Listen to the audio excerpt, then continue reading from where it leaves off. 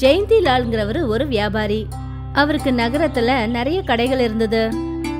ஒவ்வொரு கடையில இருந்தும் அவருக்கு வாடகை வந்துகிட்டு இருந்தது. அம்மா பவானி, நான் என்ன நினைக்கிறேன்னா நம்ம நுக்கடு கடையில ஏதாவது சாப்பிடுற வியாபாரம் பண்ணலாம்னு நினைக்கிறேன். உங்களோட யோசனை என்னமோ நல்லாதான் இருக்கு. அந்த மாதிரி ஒருத்தன் கிடைச்சா நல்லா இருக்கும். நல்ல சாப்பிடுற உணவை தயார் பண்றவன் வேணும். எனக்கு ஒரு லேடிய தெரியுங்க. அவ ஒரு விதவை. ஆனா அவள மாதிரி தஹி கச்சோடி யாராலையுமே பண்ண முடியாது. அப்படி ஒரு சுவையோட இருக்கும். ஒரு வாட்டி சாப்பிட்டாங்கன்னா போதும், கஸ்டமர்ஸ் கூட்டமா குவிஞ்சிடுவாங்க. அது சரி, அந்தம்மா நம்ம கடையில தஹி கச்சோடி பண்ணுவாங்களா? அவ நம்ம கிராமத்தை சேர்ந்தவ. அவளுக்கு ஒரு பையனும் இருக்கான். ஆனா அவங்க இங்க தங்கறதுக்கு இடம் கொடுக்கணும். அப்படின்னா அவ நிச்சயமா நம்ம கூட சேர்ந்து வேலை பாப்பா. அப்ப சரி, நீ அவங்க கிட்ட சொல்லிடு. நாம வர்ற லாபத்துல பாதி பாதி பங்கு போட்டுக்கலாம். அதுக்கப்புறம் பாப்போம். சரிங்க. மறுநாளே பவானி அவளோட கிராமத்துக்கு போனா சீதாவை பார்க்க. அட நீங்களா? வாங்க வாங்க. ஆமா, எப்படி இருக்க? நான் நல்லா இருக்கேன். நீங்க சொல்லுங்க. உனக்கு தகுந்த ஒரு வேலை இருக்கு. ஆ சொல்லுங்க. நீ பண்ற தஹி கச்சோடி கிராமம் முழுக்க பிரசித்தமானது. என்னோட விருப்பம் என்னன்னா, நீ நகரத்துல இருக்கிற எங்க கடையில தஹி கச்சோடி செஞ்சு விற்கணும். அதுல என்ன லாபம் வருதோ நாம 2 பேரும் பிரிச்சுக்கலாம். சரிங்கக்கா, எனக்கு சம்மதம். ஆனா நகரத்துல நான் எங்க இருக்கிறது? அதுக்கான ஏற்பாடை கூட நான் பண்ணி வச்சிருக்கேன். நீ உடனே உன் பையனை கூட்டிக்கிட்டு நகரத்துக்கு கிளம்பு. சரிங்கக்கா. சீதா தனக்கு தேவையான எல்லா பொருட்களையும் கட்டிக்கிட்டா. அப்புறம் பவானி கூடவே நகரத்துக்கு கிளம்பி போனா. இங்க பவானி சீதாவுக்கு தங்கறதுக்கு ஒரு ரூம் கொடுத்தா.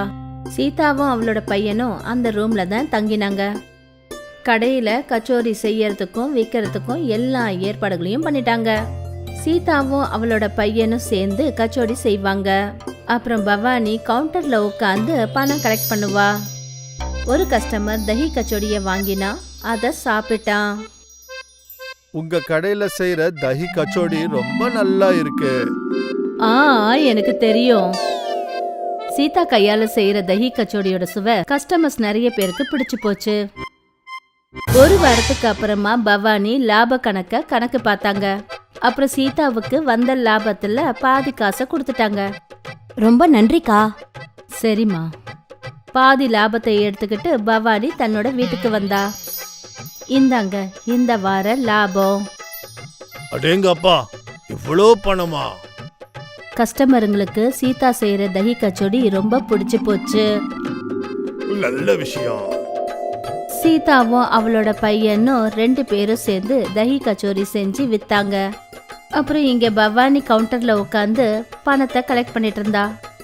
ஒவ்வொரு வாரமும் வர லாபத்துல பாதி பணத்தை சீதா கையில கொடுப்பா. சில மாசமா தொடர்ந்து இந்த விஷயம் நடந்துட்டு இருந்தது. ஒரு நாள் ஜெயந்தி லாலோட மனசுல ஒரு எண்ணம் தோணுச்சு. நாளுக்கு நாள் நம்மளுடைய லாபம் அதிகமாக்கிட்டே போகுது. அது உண்மைதான். ஆனா இந்த லாபம் நமக்கு பாதி தானே கிடைக்குது. ஆமா, ஆனா இதுல நாம என்னங்க செய்ய முடியும்? சீதாவோட கையில பக்குவம் இருக்குங்க. அதனால தான் நம்மளோட தஹி கச்சோரி இந்த அளவுக்கு வியாபாரம் ஆகுது. அப்போ நாம என்ன பண்ணணும்னா, லாபத்துக்கு பதிலா சீதாவுக்கு கூலி கொடுக்கூடாது. இதனால லாபம் கூட நம்மளுக்கு அதிகமாகும்ல. பவானி சீதா கிட்ட பேசுறதுக்கு வந்தா. என்னாச்சுக்கா, நீங்க இங்க வந்திருக்கீங்க? சீதா, இப்போ விலைவாசி எல்லாம் ஏறிடுச்சு. உனக்கே நல்லா தெரியும். அந்த கடை எனக்கு சொந்தமான கடை. அதனால பாதி லாபம் எனக்கு பத்த மாட்டேங்குது. பேசாம இப்படி பண்ணுவோம். நான் உனக்கு தினமும் அந்த நாளுக்கான பணத்தை கொடுத்துட்றேன். தினமும் 300 ரூபாய். ஆனா ஆரம்பத்துல வர லாபத்தை பாதி பாதி எடுத்துக்கலாம்னு சொன்னீங்க. இப்ப எதுக்கு மாத்தி பேசுறீங்க? எனக்கு என்ன தோணுதுன்னா, உன் மனசுல பேராசை வந்துடுச்சுன்னு தோணுது. பேராசை எனக்கு இல்லக்கா, உங்களுக்கு தான் வந்திருக்கு. உங்க தஹி கச்சோரி அதிகமா விற்பனை ஆனதுக்கு அப்புறமா அதிகமான பணத்தாசை ஏற்பட்டு எனக்கு நீங்க கம்மியா பணம் கொடுக்கணும்னு நினைக்கிறீங்க. இப்ப நீ என்னையே எதிர்த்து பேச ஆரம்பிச்சிட்டியா? எல்லாமே ஏன் தப்பு தான். உன்னை ஏழைன்னு நினைச்சு உன்னை இங்க நான் கூட்டிட்டு வந்தேன் பாரு. அதான் இருக்கிறதுக்கு வீடு கொடுத்தேன், வேலை கொடுத்தேன். இதுல என்னக்கா தப்பு இருக்கு? நான் என்னோட உரிமையை தானே கேக்குறேன். நாள் முழுக்க நானும் என் பையனும் கடையில வேலை பாக்குறோம். பாதி லாபம் கேக்குறது என்னோட உரிமை தானே. உடனே இந்த இடத்த விட்டு கிளம்பு. நான் வேலைக்கு வேற ஆட்களை வச்சுக்கிறேன். சீதாவும் ஷாமும் அதே நிமிஷம் அந்த இடத்த விட்டு கிளம்பினாங்க. அவங்க நடந்து போயிட்டு இருக்கும்போது ஒரு பார்க் கிட்ட போய் சேர்ந்தாங்க. சீதா பார்க் பெஞ்சில் உட்காந்துருந்தா. இப்ப நாம 2 பேரும் கிராமத்துக்கு திரும்பி போகணும். அம்மா, நாம ஏன் தஹி கச்சோடி கடை சொந்தமா ஒன்று போடக்கூடாது? நம்ம கிட்ட தான் கொஞ்சம் பணம் இருக்கு இல்லையா? அது இருக்கு, ஆனா நம்ம எந்த இடத்துல போய் தங்க முடியும்? பார்த்துக்கலாமா. சீதாவுக்கும் ஷாமுக்கும் ஒரு குடிசை வாடகைக்கு கிடைச்சது. அப்புறம் மீதி இருக்கிற பணத்துல அவங்க ஒரு கைவண்டி கடை வாங்கினாங்க. அப்புறம் இந்த கைவண்டி கடையில தஹி கச்சோடி செஞ்சு விற்க ஆரம்பிச்சாங்க. ஒரு தஹி கச்சடி குடுமா தங்கச்சி. இதோ இப்பவே கொடுக்குறேன். சீதாவோட வண்டி கடையில நிறைய ஜனங்க வந்தாங்க. அப்புறம் அவ செய்யற தஹி கச்சோடியோட சுவைய எல்லாரும் பாராட்டினாங்க. அக்கா, நீங்க செய்யற தஹி கச்சோடியோட சுவை ரொம்ப நல்லா இருக்கு. நன்றிங்க. நான் இங்க தினமும் சாப்பிட வருவேன். கண்டிப்பா வாங்க. முதல் நாளே அவங்களுக்கு நல்ல வருமானம் வந்தது. இந்த பணம் பவானி அக்கா கொடுத்த லாபத்தை விட அதிகமான பணம் இது. அப்புறம் இது மொத்தமும் நம்மளோடதுமா. ஆமா, இதே மாதிரி போயிட்டு இருந்தா நாம பட்ட கஷ்டம் எல்லாமே தீந்துடும். சீதாவும் ஷாமும் தினமும் அவங்க தள்ளு வண்டி கடையில தஹி கச்சோடி பண்ணி விற்க ஆரம்பிச்சாங்க. நாளுக்கு நாள் அவங்களோட கஸ்டமர்ஸ் கூடிக்கிட்டே போனாங்க. சீதாவும் ஷாமும் கொஞ்சம் கூட ரெஸ்டே இல்லாம உழைக்க ஆரம்பிச்சாங்க. அதனால அவங்களோட வியாபாரமும் நல்லா போய் நல்லா சம்பாதிக்க ஆரம்பிச்சாங்க. இங்க பவானி அவளோட கடையில இன்னொரு லேடிய வேலைக்கு வச்சுக்கிட்டாங்க. இதப்பா தங்கச்சி, போன வாட்டி மாதிரி இந்த வாட்டி இதனுடைய சுவை இல்லை, தப்பா நினைக்காதீங்க. சாப்பிட்றதா இருந்தா சாப்பிடு, இல்லைன்னா இங்கேருந்து இடத்த காலி பண்ண. ஒன்று, பவானியோட கச்சோரி சாப்பிட்றதுக்கு நல்லாவே இல்லை. அது மட்டும் இல்லாம அவங்க கஸ்டமர்ஸ் கிட்ட ஒழுங்காவே பேசுறது கிடையாது. இந்த காரணத்துக்காக இவங்களோட வியாபாரம் முழுகிக்கிட்டு இருந்தது. ஒரே மாசத்துல கஸ்டமர்ஸ் எல்லாம் போயிட்டாங்க. இப்போ பவானியோட லாபத்தை விடுங்க, என்ன செலவு பண்ணாங்களோ அதுவே அவங்களால வெளியே எடுக்க முடியல. இந்த வாரம் எந்த வியாபாரமும் நடக்கல. எனக்கு என்ன தோணுதுன்னா, பேசாம நீ கச்சோடி வியாபாரத்தை விட்டுடணும். நான் அந்த கடைய வாடகைக்கு விட்டு ஏதாவது சம்பாரிச்சிட்டு போறேன். அநேகமா இதுதான் சரியா இருக்கும். பவானி தஹி கச்சோடி கடைய மூடிட்டாங்க. அப்புறம் இங்க சீதாவும் ஷியாமும் நல்ல முன்னேறிட்டாங்க. அவங்க ஒரு கடைய வாடகைக்கு கூட எடுத்துக்கிட்டாங்க. சீதாவும் ஷாமோட உழைப்பும் நல்ல முன்னேற்றத்தை கொடுத்தது. அதுவே பேராசை பிடிச்ச ஜெயந்திலால் அப்புறம் அவரோட மனைவி பவானி அவங்களோட ஆசை அவங்களே அழிச்சிடுச்சு. அவங்களோட தஹி கச்சோரியோட கடை மூடப்பட்டது. இதுக்கு தான் சொல்லுவாங்க, நேர்மையா வேலை செய்யறது எப்பவுமே நியதியானது. ஒருவேளை ஜெயந்திலாலும் அவரோட மனைவி பவானியும் சீதாவுக்கு கொடுக்க வேண்டிய லாபத்தை ஒழுங்கா கொடுத்துருந்தாங்கன்னா இன்னைக்கு அவங்களோட பணமும் பல மடங்கு உயர்ந்திருக்கும். ஆனா அவங்களோட பேராசை அவங்க கண்ணையே மறைச்சிடுச்சு. நாக்பூர் கிராமத்துல பிங்கிங்கிற ஒரு பொண்ணு தன்னோட அம்மா கூட வாழ்ந்துட்டு இருக்கா. அவ கிராமத்துல ஒரு ஸ்கூலுக்கு வெளியில கச்சோடி பர்கரை வித்துட்டு இருப்பா. சுட சுடான கச்சோடி பர்கரை வாங்கிக்கோங்க, ஒரு வாட்டி சாப்பிட்டா திரும்ப திரும்ப சாப்பிடுவீங்க, வாங்க வாங்க சுட சுடான கச்சோடி பர்கரை சாப்பிடுங்க. ஸ்கூல் முடிஞ்சதுமே குழந்தைங்க எல்லாருமே அவளோட ஸ்டால்ல இருந்து கச்சோடி பர்கரை வாங்கி சாப்பிட்டுட்டு இருந்தாங்க. பிங்கி, எனக்கும் ஒரு பிளேட் கச்சோரி பர்கர் கொடுங்க. இதே போல எல்லா குழந்தைங்களும் ரொம்பவே விருப்பமா கச்சோடி பர்கரை சாப்பிட்டுட்டு இருப்பாங்க. இவங்க மட்டுமே இல்லாம அந்த ஊர்க்காரங்களும் வந்து சாப்பிடுவாங்க. பிங்கி, ஒரு பிளேட் கச்சோரி பர்கரை எனக்கு பார்சல் பண்ணித்தாமா. பிங்கி, 2 பிளேட் கச்சோரி பர்கர் கொடுமா. உன் கையால பண்ற அந்த கச்சோரி பர்கரை சாப்பிட்டாலே நினைக்கும் போது வாயில தண்ணி வருது. ரொம்ப ரொம்ப நன்றி. அதே ஸ்கூலுக்கு வெளியில ரேகாவும் அவளோட தங்கச்சி ஷிகாவும் கச்சோடிய வித்துட்டு இருப்பாங்க. ஆனா அவங்களோட வியாபாரம் சரியா போகாததால பிங்கிய பார்த்து பொறாமப்பட்டுட்டு இருப்பாங்க. அந்த ஸ்டால் கிட்ட பாரு, எவ்வளோ கூட்டம் இருக்கு. எல்லாரும் அவளோட ஸ்டாலுக்கு தான் போறாங்க. ஆமாக்கா, காலையில இருந்து நம்ம கிட்ட இருந்து யாருமே கச்சோடி வாங்கவே இல்ல. நம்ம வியாபாரத்துக்காக நாம ஏதாவது செஞ்சே ஆகணும். பிங்கி கச்சோடி பர்கரை வித்துட்டு வீட்டுக்கு திரும்பி வந்ததுமே தன்னோட உடம்பு சரியில்லாத அம்மாவை கவனிச்சுக்கிட்டு இருப்பா. அம்மா, உங்களுக்கு தெரியுமா, எல்லாரும் என்னோட கச்சோடி பர்கரை சாப்பிட்டு என்ன பாராட்டினாங்க. என்னோட எல்லா கச்சோடி பர்கரும் வித்து போச்சுமா. ரொம்ப நல்ல விஷயம்மா. கடவுள் தயவால இப்படியே உன்னோட வியாபாரம் நல்லா போகணும். கொஞ்ச நாளுக்கு அப்புறம் அவளோட அம்மாவோட உடம்பு ரொம்பவே மோசமாயிட்டதால பிங்கி அவங்கள ஒரு கவர்மெண்ட் ஹாஸ்பிட்டல்ல சேர்த்து விட்டா. இதனால அவ தன்னோட கச்சோடி பர்கர் ஸ்டாலை ஓபன் பண்ண முடியல. இத ஒரு வாய்ப்பா பயன்படுத்திக்கிட்டு ரேகா எல்லாரையும் தன் பக்கம் இழுத்துக்கிட்டா. வாங்க வாங்க, ஏன் கச்சோடி பர்கரை ஒரு வாட்டி சாப்பிட்டா திரும்ப திரும்ப சாப்பிடுவீங்க. ரேகா அக்கா, எனக்கு கச்சோரி பர்கரை கொடுங்க அக்கா. இதோ தரேன், கொஞ்சம் இரு. அவளோட கச்சோடி பர்கரை சாப்பிட்டு குழந்தைங்க இப்படி சொன்னாங்க. இதெல்லாம் ஒரு கச்சோரி பர்கரா? இதை சாப்பிட்டா எங்களுக்கு உடம்பு சரியில்லாம போயிரும் போல. நீங்க பிங்கி பண்ற மாதிரி அந்த கச்சோரி பர்கரை பண்ணவே முடியாது போல. ரேகா செய்யற கச்சோடி பர்கர் யாருக்குமே பிடிக்கல. பிங்கியோட அம்மா குணமாயிட்டு திரும்ப வந்துட்டாங்க.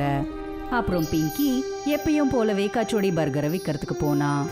சுட சுட கச்சோடி பர்கரை வாங்கிக்கோங்க. குழந்தைங்க பிங்கியை பார்த்ததும் அவகிட்ட ஓடி வந்தாங்க. அக்கா, உங்க கடையோட கச்சோரி பர்கர் தான் ரொம்ப நல்லா இருக்கு. மற்ற கடையில நல்லாவே இல்லை. சரி சரி கொடுங்க, சீக்கிரமா கொடுங்க. அப்புறம் பார்த்துட்டு இருக்கும் போதே குழந்தைங்களும் பெரியவங்களும் அந்த இடத்துக்கு கச்சோடி பர்கரை சாப்பிட வந்துட்டாங்க. இத பார்த்து ரேகா இப்படி சொன்னா, அங்க பாரேன், நான் செஞ்ச கச்சோடி பர்கரை யாருமே சாப்பிடல. ஆனா பிங்கி வந்ததுமே அவளோட ஸ்டால்ல இவ்ளோ கூட்டமா? இவளுக்கு பாடத்தை கத்து கொடுத்தே ஆகணும். பிங்கிக்கு பாடம் கத்து கொடுத்தே ஆகணும்ட்டு அவ ஒரு பிளான போட்டா. சரியான நேரமா பார்த்து அவ பிங்கியோட கச்சோடி பர்கர்ல ஒரு மருந்தை கலந்து விட்டா. இத சாப்பிட்டதுமே கஸ்டமர்ஸ்க்கு வயிற்று வலி வந்துச்சு. அட என்ன இது, பிங்கியோட கச்சோரி பர்கர் சாப்பிட்டதும் வயிறு வலிக்குது. அட ஆமா, நீங்க சரியா சொன்னீங்க. எனக்கும் வயிற்று வலியா இருக்கு.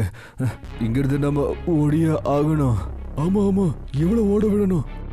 என்னோட கச்சோரி பர்கரை சாப்பிட்டு குழந்தைங்களுக்கு உடம்பு சரியில்லை போச்சுன்னா. பிங்கிய ஊர்க்காரங்க எல்லாரும் அங்க இருந்து துரத்தி விட்டாங்க. அவ அழுதுகிட்டே தன்னோட தள்ளு வண்டி எடுத்துக்கிட்டு அங்க இருந்து போயிட்டா. இத பார்த்து ரேகா ரொம்ப சந்தோஷப்பட்டா. இவளுக்கு நல்லா வேணும், பெருசா வந்துட்டா கச்சோடி பர்கரை விக்கிறதுக்கு. பிங்கி ஒரு மரத்துக்கு அடியில உட்காந்து அழுதுகிட்டு இருந்தா. எங்க அம்மாக்கு இப்போ நான் ட்ரீட்மெண்ட் எப்படி கொடுக்க வைக்கிறது? இன்னைக்கு என்னோட கச்சோடி பர்கரை வித்து போகல. நான் இந்த கச்சோடி பர்கர்ல அப்படி என்னத்த போட்டேன்? ஒரு வயசானவர் பிங்கியோட தள்ளு வண்டியை பார்த்து அவகிட்ட வந்து இப்படி சொன்னாரு. ஏமா, எனக்கு கச்சோரி பர்கர் கொடுமா, எனக்கு ரொம்ப பசிக்குது. இல்ல அங்கிள், நான் உங்களுக்கு இந்த கச்சோடி பர்கரை கொடுக்க முடியாது. இந்த கச்சோடி பர்கர்ல யாரோ என்னத்தையோ கலந்துட்டாங்க. என்னம்மா பண்றது, எனக்கு ரொம்ப பசிக்கிட்டே இருக்கு. இந்த கடைய பார்த்து உன்கிட்ட வந்தம்மா. இல்ல அங்கிள், நீங்க இந்த கச்சோடி பர்கரை சாப்பிடாதீங்க. என்கிட்ட 50 ரூபாய் இருக்கு, இந்தாங்க. வேற எங்கேயாவது போய் எதையாவது சாப்பிடுங்க. அந்த வயசானவருக்கு பிங்கியோட இந்த நடவடிக்கை ரொம்ப பிடிச்சது. அப்புறம் அவரு அந்த கச்சோடி பர்கரை பார்த்து தன்னோட கையை தூக்கினாரு. அவரோட கையிலிருந்து ஏதோ ஒளி வந்தது. அவர் ஏதோ மந்திரத்தை போட்டுட்டு அங்கிருந்து கிளம்பிட்டாரு. இந்த விஷயம் பிங்கிக்கு தெரியவே இல்லை. அவ வீட்டுக்கு போய் தன்னோட அம்மா கிட்ட இப்படி சொன்னா. அம்மா, என்னால இன்னைக்கு கச்சோடி பர்கரை விற்க முடியல. என்னோட கச்சோடி பர்கர்ல ஏதோ கலப்படம் நடந்திருக்கு. இதனால ஜனங்களோட வயிறு கெட்டு போயிட்டு இருக்கு. அதனால அவங்க என்ன துரத்து விட்டுட்டாங்க. என்ன, கச்சோடி பர்கர்ல கலப்படமா? ஒரு வாட்டி எனக்கு கொடு, இதுல அப்படி என்ன கலந்திருக்குன்னு நானே சாப்பிட்டு பார்த்து தெரிஞ்சுக்கிறேன். பிங்கி அந்த கச்சோடி பர்கரை தன்னோட அம்மாக்கு கொடுத்தா. பிங்கியோட அம்மா அந்த கச்சோடி பர்கரை சாப்பிட்டதுமே அவங்களோட உடம்பு குணமாக ஆரம்பிச்சது. பாரு, எனக்கு ஒண்ணுமே நடக்கல, என் வயிறும் வலிக்கல, அப்புறம் என்னோட உடம்பும் கெட்டு போகல. அம்மா, நீங்க உண்மையதான் சொல்றீங்களா? இதை எல்லாத்தையும் பார்த்து பிங்கி திரும்ப கச்சோடி பர்கரை விற்கிறதுக்காக அதே இடத்துக்கு போனா. பிங்கி, கச்சோரி பர்கர் கொடுமா. சரி, இதோ தரேன். அந்த கஸ்டமர் கச்சோடி பர்கரை சாப்பிட்டதுமே அவனோட வயிற்று வலி ஒரேடியா குணமாயிடுச்சு. அப்புறம் அந்த கஸ்டமர் இப்படி சொன்னாரு. அட என்ன இது பிங்கி, உன் கச்சோரி பர்கர் சாப்பிட்டதும் எனக்கு வயிற்று வலியெல்லாம் சரியாயிடுச்சு. பிங்கி கிட்ட ஏதோ மந்திர கச்சோடி இருக்குன்னு, அப்புறம் அதை சாப்பிட்டு எல்லாரோட உடம்பும் சரியாகுதுன்னு அந்த ஊர் முழுக்க பரவிடுச்சு. இதை கேட்டு ஊர்க்காரங்க எல்லாருமே பிங்கி கிட்ட வந்து கச்சோடி வாங்கி சாப்பிட்டாங்க. பிங்கி, எனக்கு ஒரு பிளேட் கச்சோரி பர்கர். உன்னோட கச்சோரி பர்கரை சாப்பிட்டுட்டு எனக்கு முதுகு வலி சரியாயிடும். இத பார்த்து ரேகா இப்படி யோசிச்சா. நானும் இந்த கச்சோடி பர்கரை சாப்பிட்டு பாக்குறேனே, என்னோட ஏதாவது நோயும் குணமாகலாம்ல. கொஞ்சம் எனக்கும் கச்சோடி பர்கரை கொடு. ரேகா அந்த கச்சோடி பர்கரை சாப்பிட்டதுமே அவளுக்கு ரொம்பவே வயிறு வலிக்க ஆரம்பிச்சது. அவளுக்கு இப்போ தான் செஞ்ச தப்பு புரிய வந்தது. அதனாலதான் அவளுக்கு இப்படி நடந்திருக்குன்னு புரிஞ்சுக்கிட்டா. எல்லாரும் கச்சோடி பர்கரை சாப்பிட்டு அவங்களோட நோய்களை குணப்படுத்திக்கிட்டு இருந்தாங்க. இந்த விஷயம் பிங்கிக்கு புரியவே இல்லை. அதே வயசான ஆளு திரும்ப பிங்கி கிட்ட வந்து, இங்க பாருமா பிங்கி, எனக்கு 50 கச்சோடி பர்கர் கொடுமா. அட அங்கிள், அது நீங்க தானே?